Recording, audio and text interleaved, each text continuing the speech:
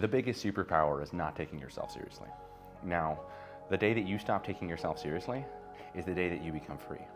And also, that's when you start to become funny. And a lot of people think that they aren't funny. It's just the funny guys are the funny guys. There's something that funny people have in common, or authentic, charming people have in common. They do not care about what you think.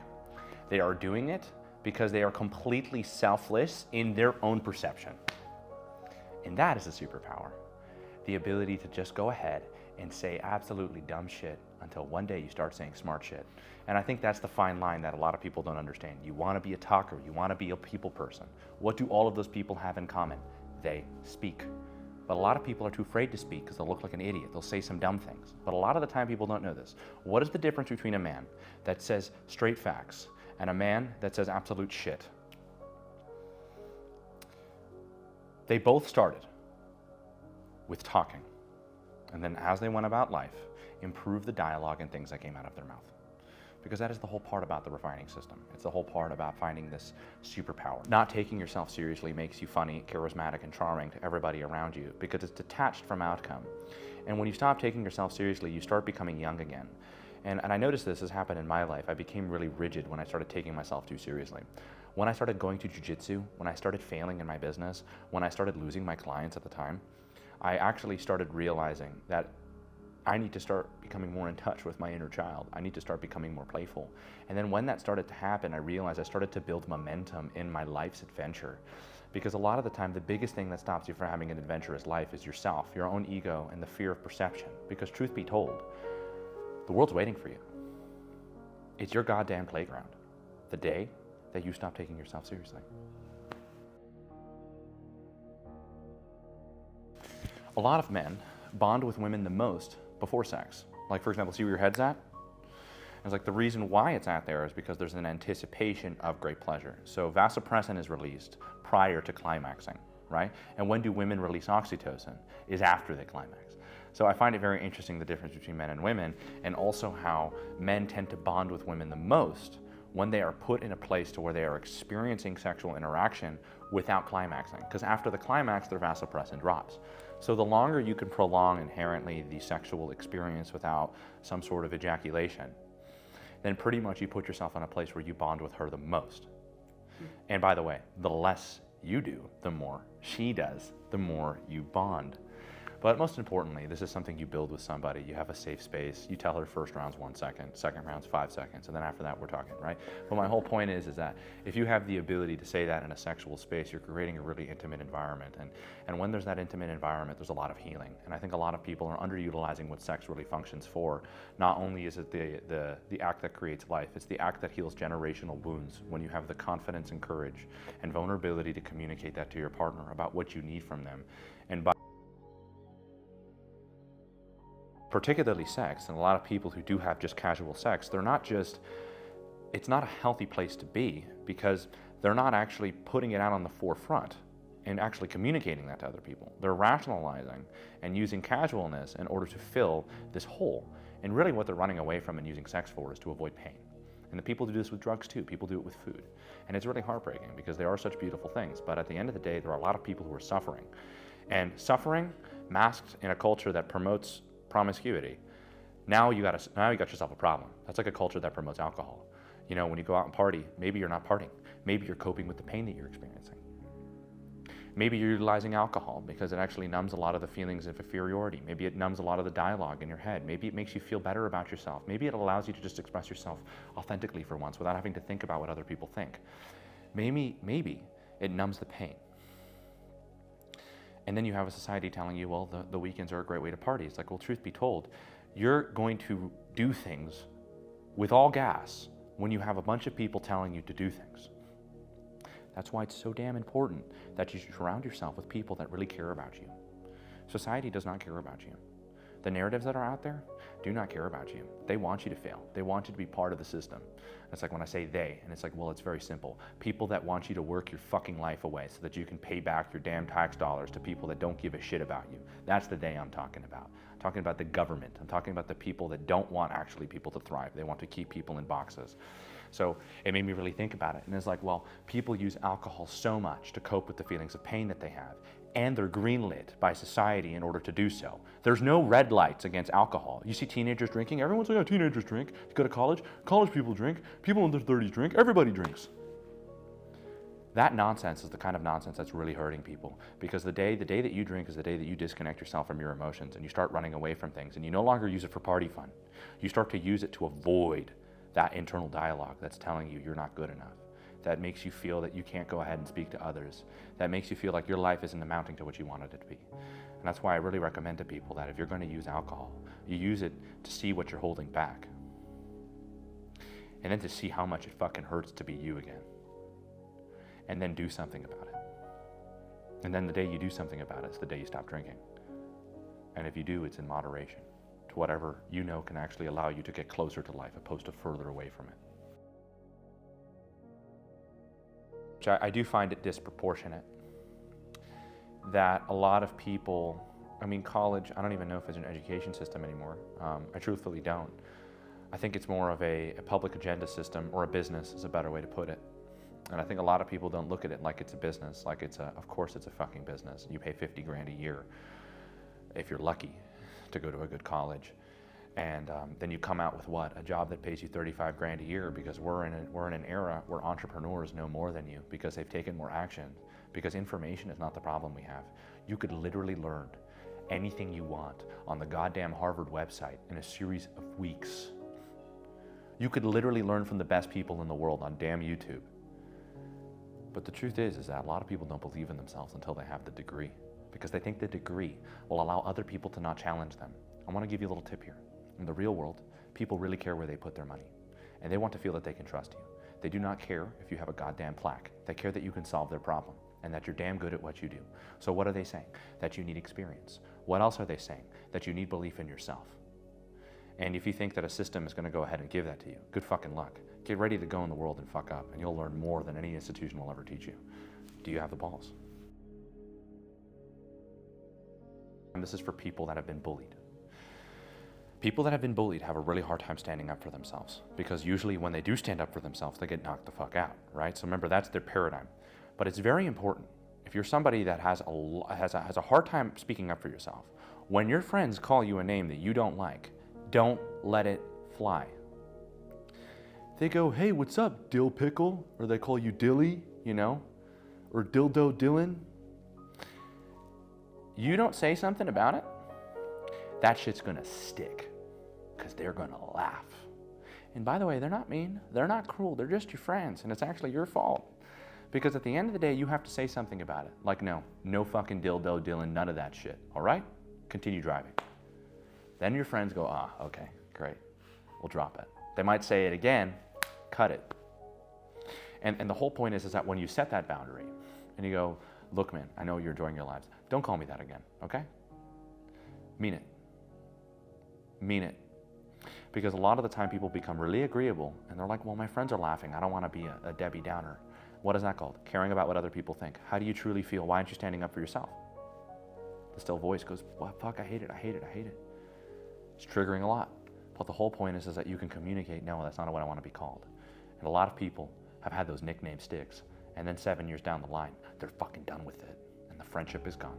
So remember, you're standing up for yourself and for the friendship, and you won't have a stupid fucking name. You need to be really honest with where you are. If something that a girl says does hurt you, that's something you need to communicate. I know that a lot of people will say, don't let it hurt you, reframe it and flip it. You're not there yet.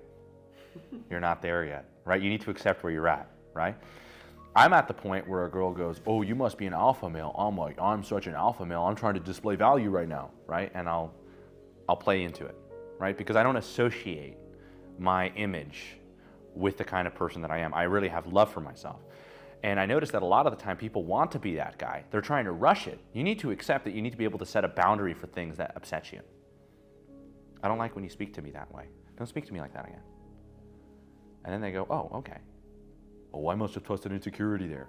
No, you definitely did, but I don't want you to talk to me that way. That's something I need to deal with, right? Now that's really important. Of course, the more that you do this, and a lot of people want to just be this guy, it takes time. And it also takes realizing where whenever a girl plays that, oh, you must be a high value man, I'm like, well, then you must be lucky to be in my eyesight, because if I'm high value, I'm 1%, right? I'll play around with it. And I really think that when you could play around with it is truly when you're no longer associating value to those things anymore. You could actually use a lot about how you're perceived to your advantage in a social conversation. And once you start doing that, man, not only are you having fun, you don't care about how you're perceived. You have literally no self-image, so to speak. You're detached from it, and you allow other people to like come in and invite the conversation, even if sometimes it's playful and sharp. You can take it, it's fun.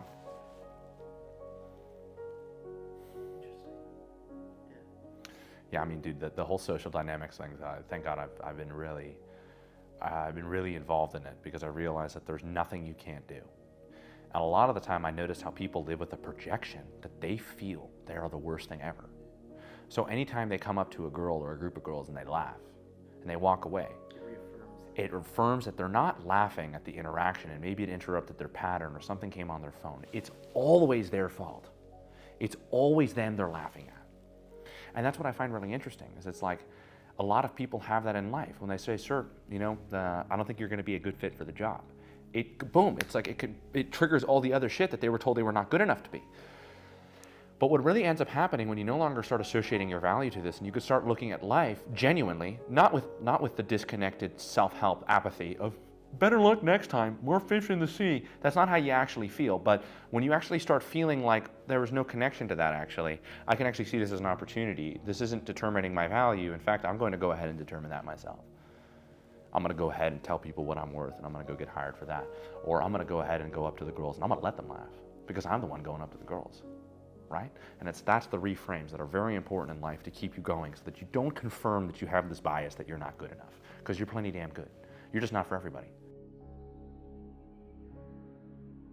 When you go up to a stranger, and this is for anybody with approach anxiety, go up to a stranger, you made their day. Even if it's fuck you, they have a funny story to tell somebody that this random ass dude just came up and said, hey, what's up? And you didn't even know how to react. But ultimately, at least you're creating motion in people's dialogues. Look, go to an airport. Nobody talks to each other. They're all drilled in their phones. You go to any place where there's plenty of people are not engaging. Don't think for a second that some sort of value is going to be taken away from you if you go ahead and approach a stranger.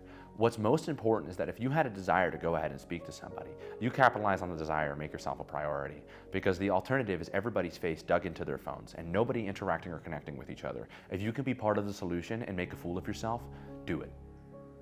It'll free you. The fucking airport's like literally dystopia. It's a dystopia. It's so funny to me. Nobody wants to talk to anybody, which is okay, totally understand, because there's a whole bunch of different people. But what's really funny is you don't know who you're sitting next to. And that's also a really fun thing about airports and flights. By the way, it's an adventurous life just by talking to the person right next to you, getting to know a little bit about them. You won't even know who you're sitting next to. You could be literally solving somebody's marriage issues or hearing that they're an A-list celebrity but you've never seen their TV show. Things like that actually happen, and it's really wild. You know, you look at what airports used to look like in the 50s, people were always dressed, people would smoke their cigarettes, people would engage with one another, they would talk to each other. There was the common decency of human eye contact, which has now been removed. Human eye contact is gone, because it's immediately if a guy's looking at you, he wants to fuck you. That's not true. It's immediately your own bias projected onto the world, which has disconnected us as human beings. There's a serious disconnect from our humanity, and it's really bad, because if we don't have our humanity, then what the fuck are we? If we can't go ahead and interact with people, then what are we?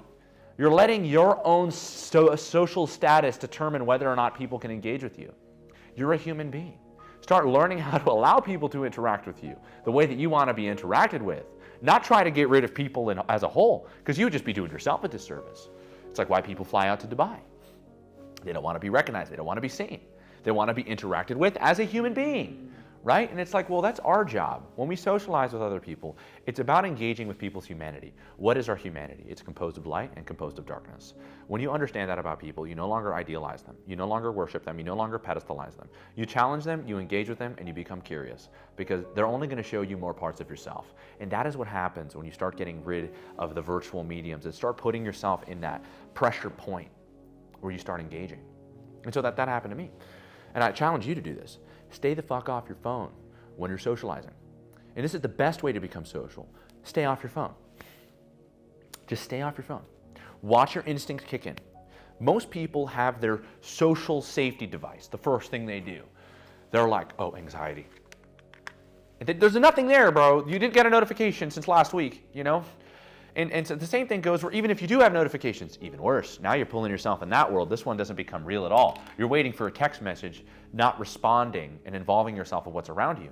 And that's the biggest social handicap, people's phones. We naturally want to entertain ourselves. And by the way, there's nothing more entertaining than great conversations. So the next time you go out, leave your phone at home even, and see how good you are at making this a night to remember.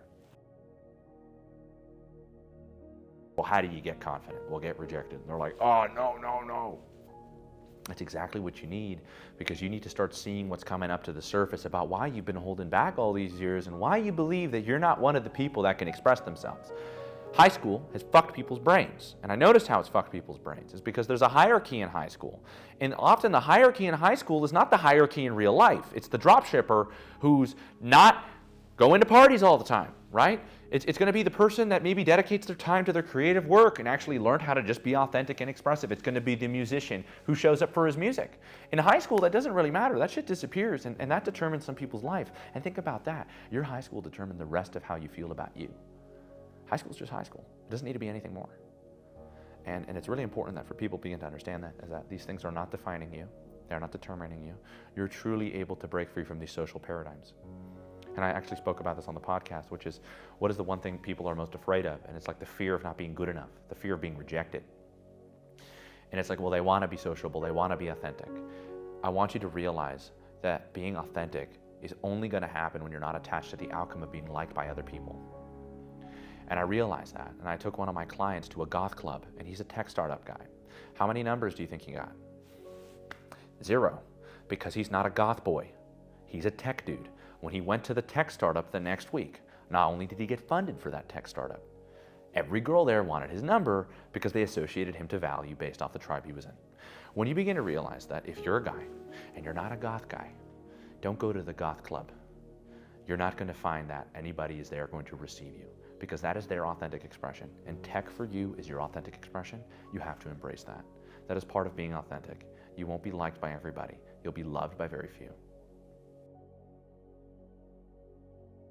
There's not even an analysis of why people failed, and that's a really big thing, that a lot of the time people make a mistake like as if they weren't supposed to make a mistake. No, you're supposed to make a mistake and realize why you made a mistake, because the mistake was there to grow you, right? Even the mistake, oh my God, I cheated. Okay, well, that's a big one. Sure.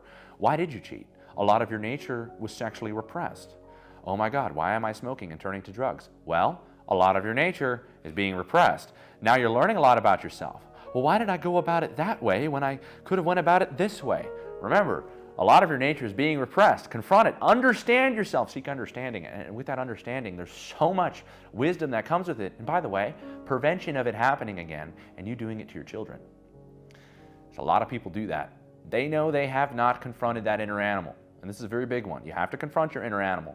Because guess what? I don't care how friendly your lion is. The day it's not fed is the day you're food. And remember, you can't eat yourself, so then you're going to eat the people closest to you. And then you're going to feel guilty for that, going, what's wrong with me? How could I? Truth be told, no one ever told you you're a goddamn lion. Madagascar is a really good analogy. A lot of the time, people don't look at themselves like they're lion. Ben Stiller plays the goofy, silly, fun, celebrity diva of a lion, right? He loves the attention, he gets fed, he gets treated like a king. He doesn't even know anything about his nature. Well, that's you. You're a 21st century male. Pampered, unaware, given everything they need to put their hands on their hips. So you've never really seen your dark side. Well, that's not a problem. Here's what your dark side looks like. As you continue watching the movie, you have the zebra character who's the best friend of the lion. When they're locked away, when they're lost at sea, when they're cargo dumped, and they're sucked out on this island, a completely foreign island, this tiger has no instinct, which is what a lot of men are experiencing right now. They're experiencing the, I'm thrown out on an island with no instinct. And the thing is that they're left with the fact that they want to eat their best friend. And then they feel guilty for wanting to eat their best friend. And it's like, well, congratulations, you found authentic animal nature, which is in men and in women. So now what ends up happening is Ben Stiller's character, or the lion, starts to want to eat the zebra. And now here's the thing about it, which is, how did he fix the situation? Did he eat his zebra friend? No. He set a boundary going, I can't be on this side of the island with you. I'm gonna kill you, okay? I'm a lion, apparently. I'm not a project piece at a fucking Los Angeles zoo. Okay, I have to go out.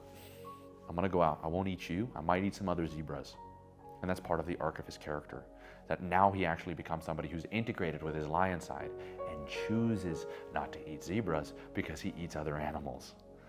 So it's very interesting that you can look at yourself that way, which is the fact that now he becomes the friendly lion we love, again, from the beginning. But this time he has knowledge of himself because he was taken out on this journey to discover his own dark side. And the dark side is typically discovered away from the people you love. And that's something that a lot of people need to understand. That, remember, it's them or you. It's a dark world, but it's a world by which you will actually learn to develop yourself and help other people develop them. We cannot be playing life with the brakes. We need to be playing life with the gas. And sometimes all the cylinders are on and it's a high capacity car. It's better to do that than to shut it down and repress it. Not everybody has a great family. Not everybody has an insane support group. Not everybody has a coach or a therapist. That's why it's important that these part of you are at least being discovered, because you don't want to expose these things to the people that you love. It's very hard to mend that. Madagascar can teach you a lot.